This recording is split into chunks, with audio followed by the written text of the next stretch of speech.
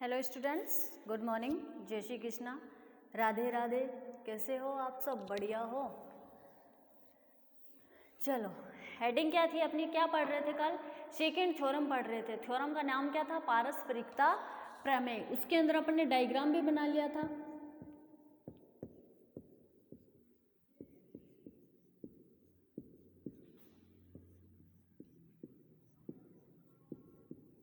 ये लो जी, डायग्राम बनाया था, उसकी कुछ थ्योरी अपन ने लिख ली थी। आज क्या करना है? उसका मैथमेटिकल डेरिवेशन करना है और प्रूव करते हैं कि अपने पास क्या आता है। देखो, उसका डायग्राम कुछ ऐसे था।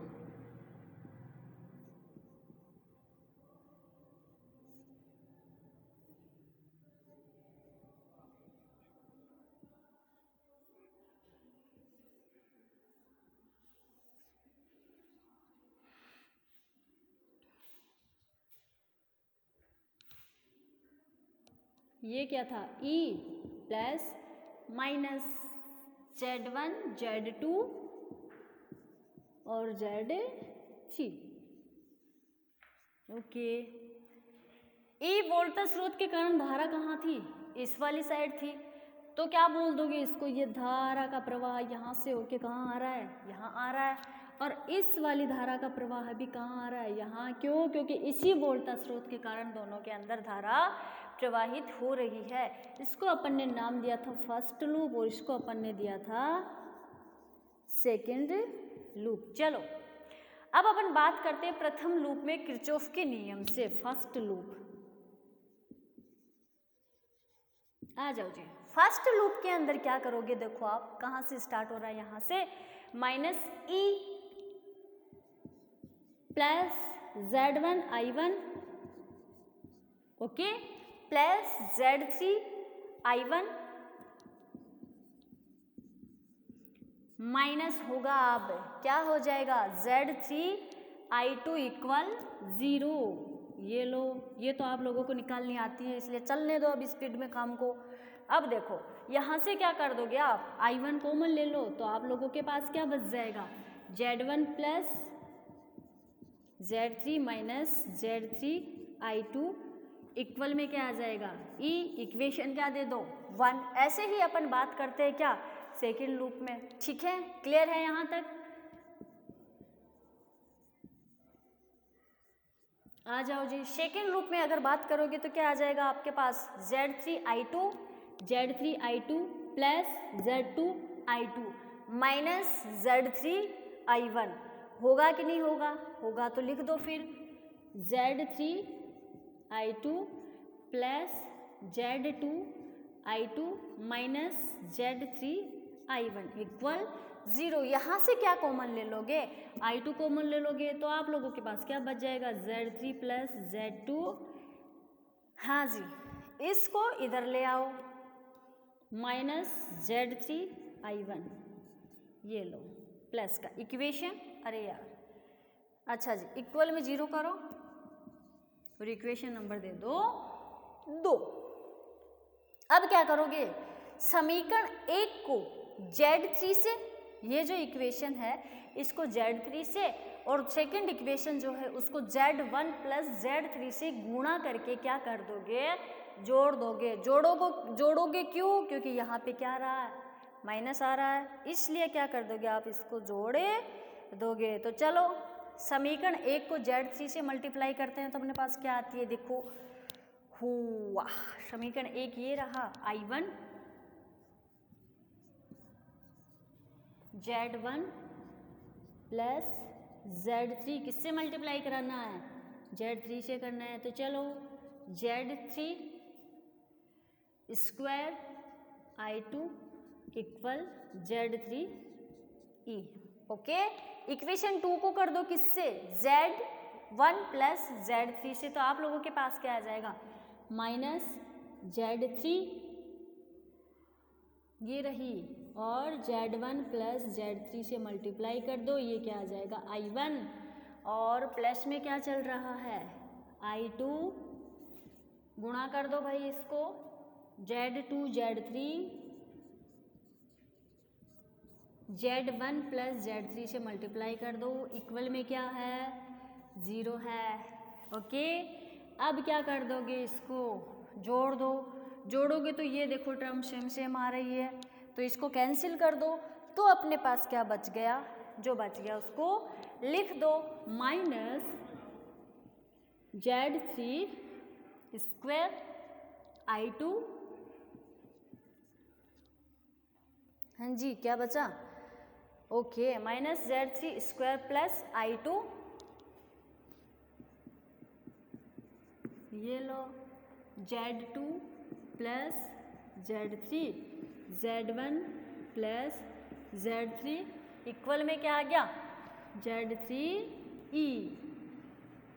ये लो जी, अगर इसको जब अपन ने सोल्व किया तो अपने पास क्या आ गया, Z3E। अब क्या कर दोगे, इसको इससे मल्टीप्लाई करके लिख दो, पर कब, जब इन दोनों से I2 क्या कर लोगे, कॉमन ले लोगे। क्या करोगे, I2 इन दोनों में से कॉमन ले लो, ये लो, ये कितना बच गया, Z3 स्क्वायर प्लस, अब इसको इससे मल्टीप्लाई करके लिख देते हैं। तो चलो फिर Z2 Z1 plus Z2 Z3 plus Z3 Z1 plus Z3 का स्क्वायर इक्वल Z3E। Z3 के स्क्वायर से Z3 क्या हो गया, कैंसिल हो गया। तो अपने पास क्या बच गया, देखो, हाँ जी, Z2 Z1 plus Z2 Z3 plus Z3 Z1 equal Z3E आ गया। अब यहाँ से अपने को किसकी वैल्यू चाहिए, इस I2 की वैल्यू चाहिए, तो निकाल दो फिर I2 equal Z3E upon Z2 Z1 plus Z2 Z3 plus Z3 Z1। हाँ जी, इसको इक्वेशन कितने दे दोगे, 3 दे दो, ठीक है। ये अपन ने क्या निकाला, I1 निकाला। कब निकाला, जब ये वोल्टा स्रोत कौन सी दिशा में जुड़ा है, इस वाली डायरेक्शन में। अब क्या करेंगे अपन, ऐसे ही किसकी वैल्यू निकालेंगे, देखो I2 डैश की वैल्यू निकालेंगे। कब निकालोगे, जब ये वोल्टा स्रोत हटा के यहाँ पे शिफ्ट कर देंगे, तब अपन क्या करेंगे, इसकी I2 डैश की वैल्यू निकालते हैं। चलो, वोल्टा स्रोत क्या कर देंगे, अभी फिलहाल ये फर्स्ट लूप में लिखा है, तो ये I2 की वैल्यू आई है। पारस्परिकता प्रमेय का मतलब क्या होता है, जो आप वोल्टा स्रोत फर्स्ट लूप में जोड़ के I2 की वैल्यू निकालते हो, वैसे ही सेकेंड लूप में वोल्टा स्रोत जोड़ने के बाद I2 डैश की वैल्यू, दोनों की वैल्यू क्या आनी चाहिए। कहने का मतलब क्या है कि I2 डैश इक्वल I2 होना चाहिए, यानी कि दोनों के वैल्यू सेम सेम आनी चाहिए। वो ही अपनी क्या होती है, पारस्परिकता प्रमेय होती है। I2 की वैल्यू आप लोगों के पास है, इसी तरीके से अपन निकालते हैं I1 की वैल्यू। चलो हटा दो इन सबको। कब करेंगे ये, कब निकालेंगे, जब इस वोल्टा स्रोत को फर्स्ट लूप से हटाकर सेकेंड लूप में शिफ्ट कर देंगे। चलो, तो फिर यहाँ से इस वोल्टा स्रोत को क्या कर दो, हटा दो, बाकी का सेम सेम रहने दो। इसको यहाँ से हटा दो और यहाँ पे शिफ्ट कर दो। ये लो जी, ये क्या है, E।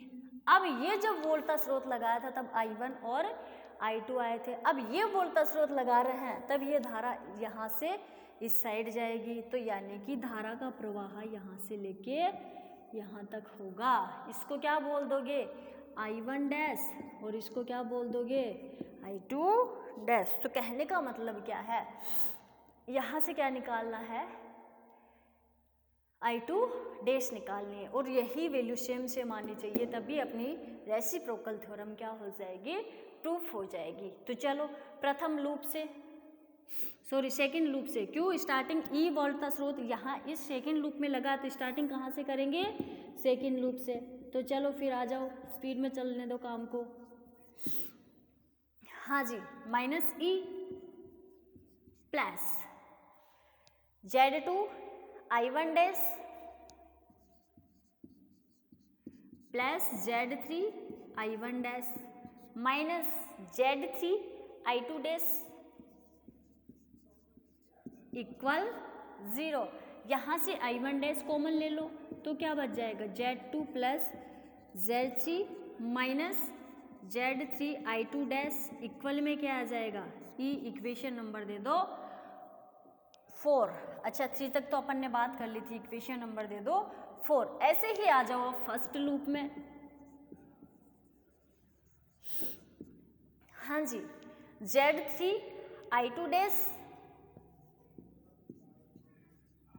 Plus Z1I2 dash minus क्या आ जाएगा, Z3I1 डैश। ये लो जी, इक्वल 0। तो ये क्या आ जाएगा, minus Z3I1 dash plus I2 dash common ले लो तो बच क्या जाएगा, Z2 plus Z1 sorry 3 equal में क्या है 0। इक्वेशन नंबर दे दो 5। अब वैसे ही इक्वेशन 4 एंड 5 को क्या करेंगे अपन, इक्वेशन 4 को किससे मल्टीप्लाई कर देंगे, देखो Z3 से, और इक्वेशन 5 को किससे मल्टीप्लाई कर देंगे, इक्वेशन 4 को Z3 से कर देंगे, इक्वेशन 5 को Z2 और Z3 से गुणा करके जोड़ने पर। तो चलो फिर गुणा कर दो और जोड़ दो दोनों को, I1 डैश, चलो हाँ I1 dash Z2 plus Z3 क्या है साथ में Z3, ये लो जी, minus Z3 square I2 dash equal Z3 या फिर यहाँ पे लिख दो इसको, देखो ये लो जी। ऐसे ही इक्वेशन 5 को किससे मल्टीप्लाई कर दोगे, Z2 Z3 से, तो कर दो फिर क्या आ जाएगा, माइनस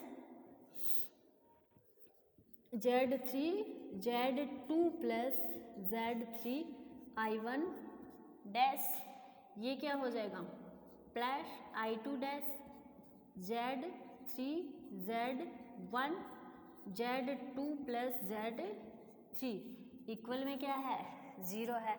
अब क्या कर दोगे, दोनों को जोड़ दो, जोड़ोगे तो ये टर्म फिर क्या हो जाएगी, कैंसिल हो जाएगी। होगी कि नहीं होगी, होगी। तो फिर अपने पास क्या बच जाएगा, Z3 स्क्वायर लिख दो यहाँ पे, माइनस Z3 स्क्वायर,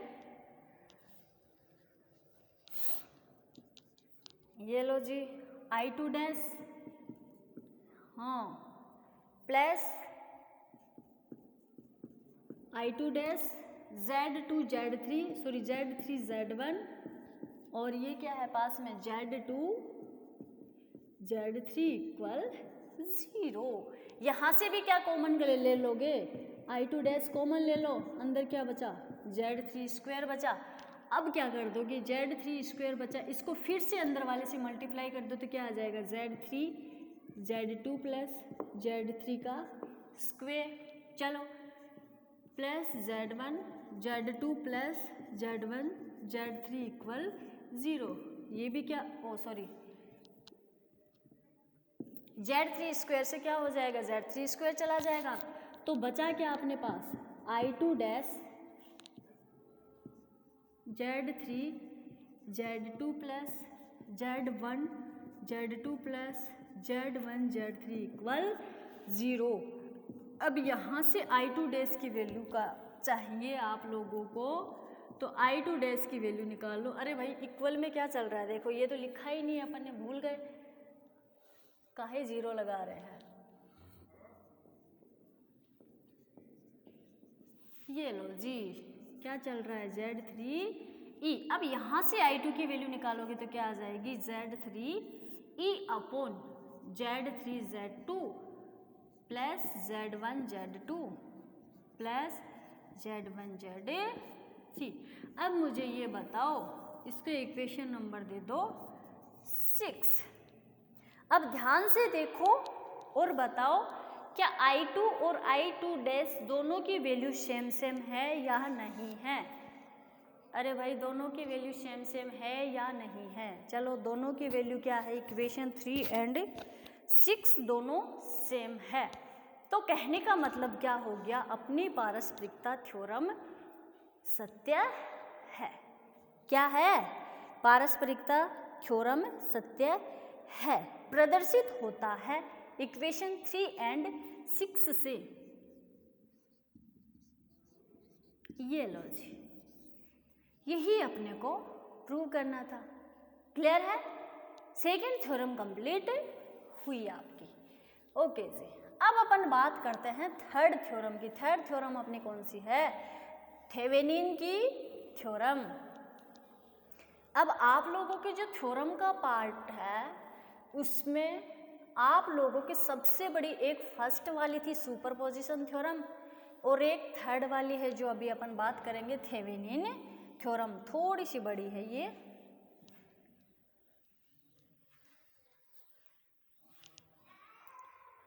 हाँ जी, नाम क्या है?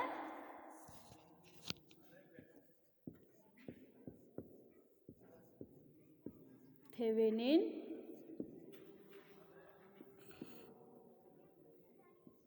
थ्योरम।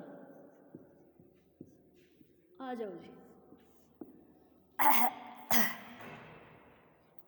होती क्या है थेवेनिन थ्योरम?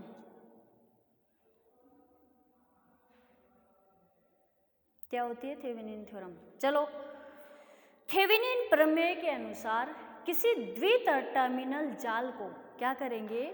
थेवेनिन प्रमेय के अनुसार किसी द्विटर्मिनल जाल को वोल्टा स्रोत और उसके श्रेणी क्रम में क्या करेंगे? देखो, अकॉर्डिंग टू थेवेनिन थ्योरम कोई अपने द्विटर्मिनल जाल ले लिया, ठीक है।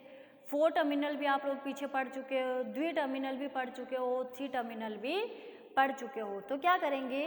किसी द्विटर्मिनल जाल को एक वोल्टा स्रोत और उसके श्रेणी क्रम में लगी प्रतिबाधा ZEQ, वो जो प्रतिबाधा है उसको अपन ZEQ से रिप्रेजेंट करेंगे। EQ का मतलब भी अपन जानेंगे कि EQ का मतलब क्या होता है। तो देखो एक बार इसका थोड़ा सा थ्योरी देख लो।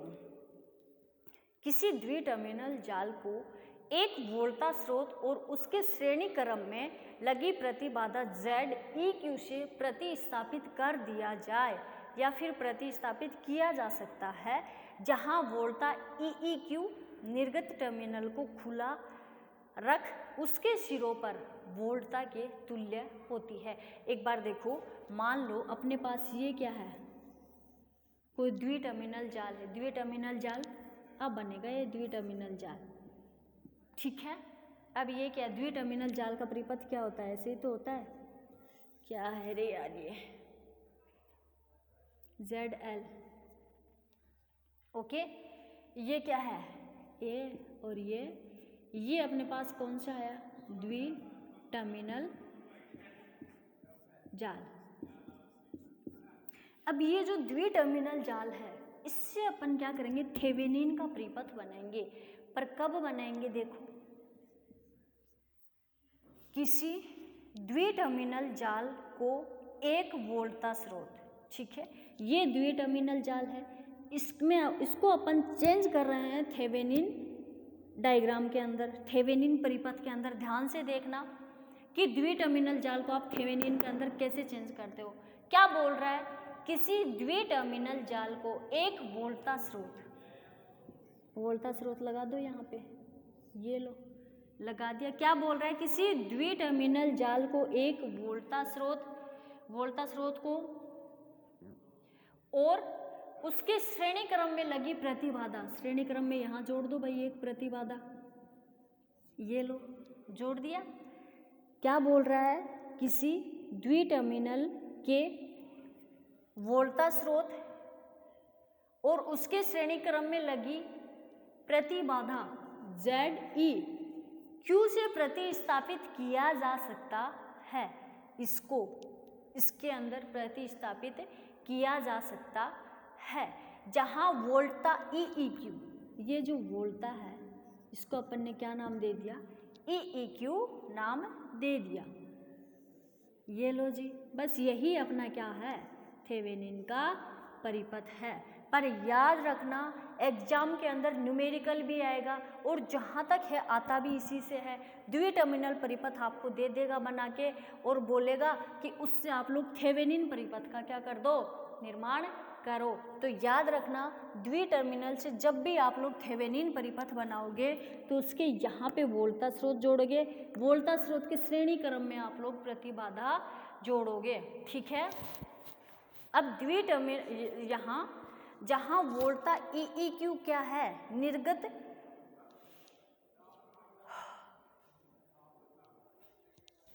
क्या है, जहाँ वोल्टा EEQ निर्गत टर्मिनल को खुला रख के, इसको अपन निर्गत टर्मिनल के अंदर जब भी यूज करेंगे तो इसको खुला रख के उसके सिरों पर वोल्टा के तुल्य रख सकते हैं, या फिर इसको अपन इस साइड जोड़ेंगे तो इसको अपन क्या करेंगे, खुला रखेंगे। ठीक है। जबकि प्रतिबाधा ZEQ उन्हीं खुले सिरों के मध्य क्या करेगी, खुले सिरों के मध्य तुल्य प्रतिबाधा है। कहने का मतलब क्या है कि यहाँ पे EEQ क्या है और ZEQ क्या है। तो EEQ क्या है, यहाँ पे देखो निर्गत ZL के खुले सिरों पर क्या हो जाएगी, ये वोल्टता होगी, तो क्या कहलाएगी अपनी EEQ, और ZEQ क्या कहलाएगी, इस पूरे परिपथ में कुल प्रतिबाधा ZEQ के बराबर होगी। क्लियर है यहाँ तक? तो ध्यान से सुनो, मैं एक बार पूरे को बोल रही हूँ।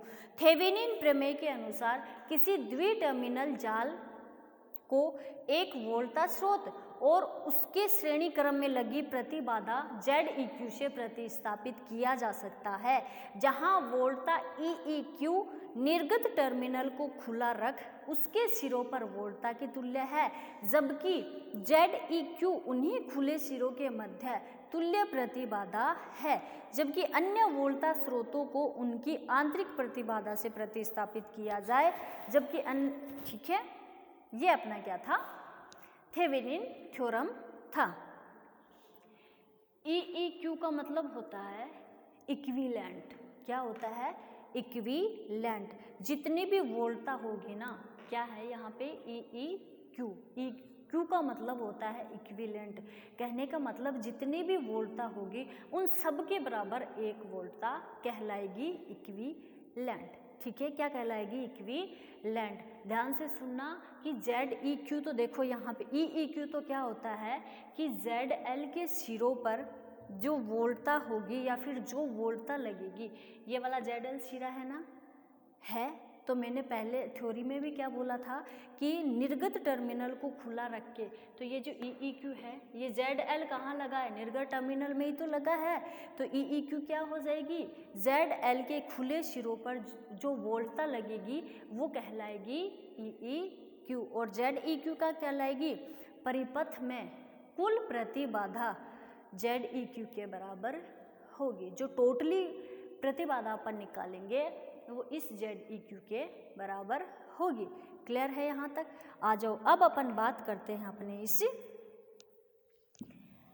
इसका डेरिवेशन निकालते हैं। बहुत बड़ी है वैसे, देखो इसको अगर मैं चाहूँ तो आप लोगों को 10 मिनट में भी करवा सकती हूँ, पर 10 मिनट में करवाने का कोई फ़ायदा नहीं है। जितनी जल्दी आप लोग कर रहे हो उससे ज़्यादा जल्दी मेरे को भी है, तो टेंशन मत लो, कोर्स वोर्स की हो जाएगा सब। ध्यान से पढ़ो बस तुम लोग तो। चलो जी, ये अपन ने कोई परिपथ ले लिया। अब इसको अगर स्पीड में कराऊं तो शायद आप लोगों को, ये शायद नहीं है, ये बिल्कुल भी समझ में नहीं आएगी। तो ये लो, यहाँ पे क्या कर दिया, परिपथ या सॉरी वोल्टा स्रोत जोड़ दिया। अब यहाँ पे एक प्रतिबाधा और जोड़ दो, ये लो,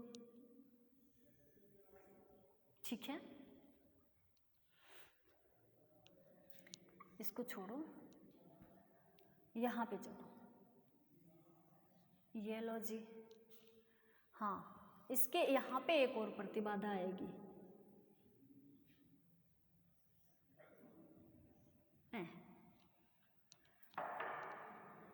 जल्दबाजी मत करो किसी भी चीज़ में। ये इलेक्ट्रॉनिक्स में जल्दबाजी करना आप लोगों के लिए ही घातक हो सकता है, मेरे लिए कुछ नहीं जाने वाला। ये हो जाएगा Z1, ये हो जाएगा Z2, ये हो जाएगा Z3, और इसको आप लोग दे दोगे ZS नाम। क्या दे दोगे, ZS। ये क्या है, वोल्टा स्रोत है, प्लस एंड माइनस, ठीक है। यहाँ पे इस वाली धारा को भी क्या नाम दे दोगे आप? IS। अब आप लोगों को पता है कि इसके अंदर जब अपन वोल्टा स्रोत निकालेंगे या फिर क्या अपन इसको ऐसे लिख सकते हैं IS माइनस Z, सॉरी,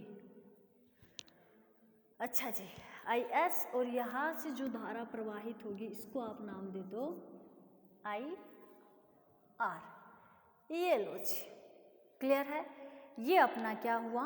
परिपथ बना और इसके अंदर क्या हो जाएगी? ये लो, क्लियर है? यहाँ पे मतलब समझ लेना बस कि ZeQ कहने का मतलब क्या है, थेवेनिन थ्योरम से बस आपको करना क्या है कि कोई द्वि टर्मिनल नेटवर्क आपको बना के देगा परिपथ, उससे आपको थेवेनिन का परिपथ बनाना है। अब वो बनाओगे किस हिसाब से? अब जो अपन डेरिवेशंस की बात करेंगे तो याद रखो कि थेवेनिन की, अब इसका क्या करेंगे अपन? प्रूफ करेंगे।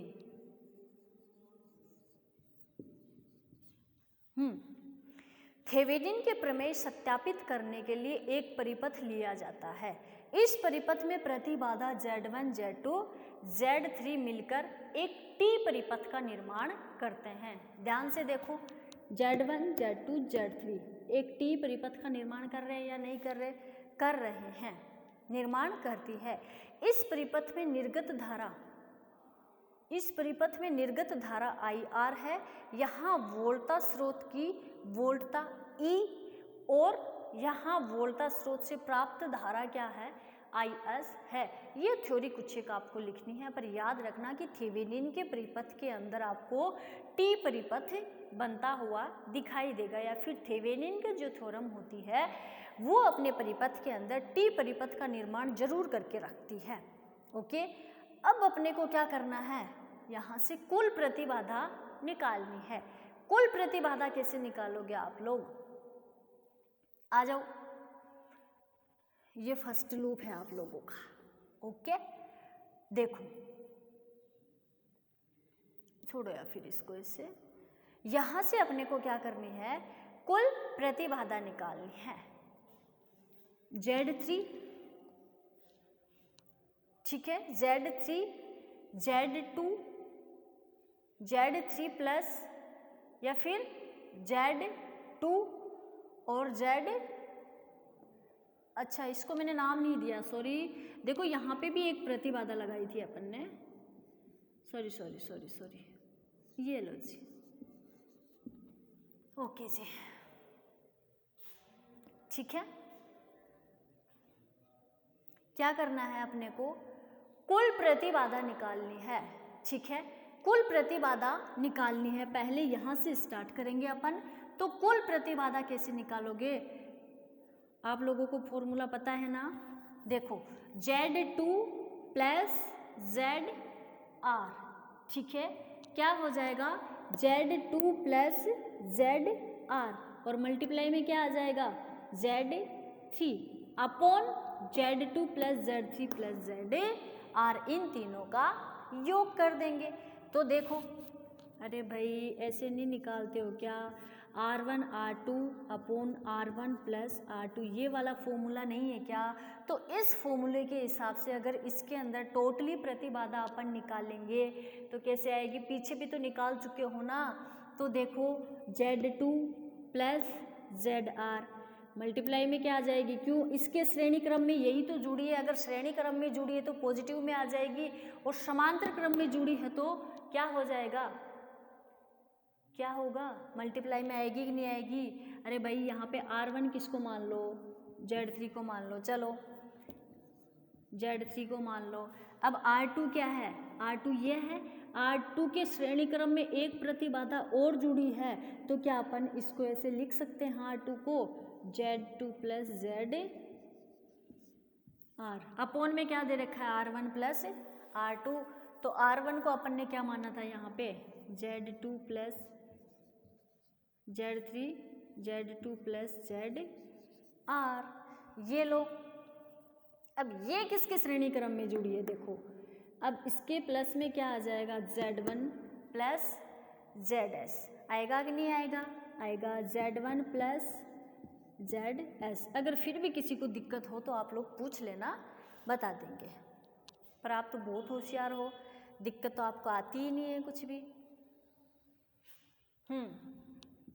Z1 प्लस ZS प्लस में क्या आ जाएगा देखो, Z3 Z2 plus ZR upon Z3 plus Z2 plus ZR। Okay, अब धारा IS का मान ज्ञात करने के लिए अपन क्या करेंगे, इस वोल्टा स्रोत में धारा IS ज्ञात करेंगे। धारा IS ज्ञात करने के लिए E में कुल प्रतिबाधा का भाग लगाया जाता है। ये जो अपन ने प्रतिबाधा निकाली है इसमें क्या कर देंगे, इस वोल्टा स्रोत में इसका कुल प्रतिबाधा का भाग लगाया जाता है, तब अपने पास कौन सी इक्वेशन आएगी, या फिर किसकी वैल्यू आएगी, अपने पास IS की वैल्यू आएगी। चलो तो फिर IS की वैल्यू निकालते हैं, देखो अपन। हाँ जी, ये लो जी, IS की वैल्यू निकालेंगे तो अपने पास क्या आएगी, इसके अपोन में किसके, वोल्टा स्रोत में कुल प्रतिबाधा का क्या कर दोगे, भाग लगा दोगे। तो Z1 plus ZS plus Z3 Z2 plus ZR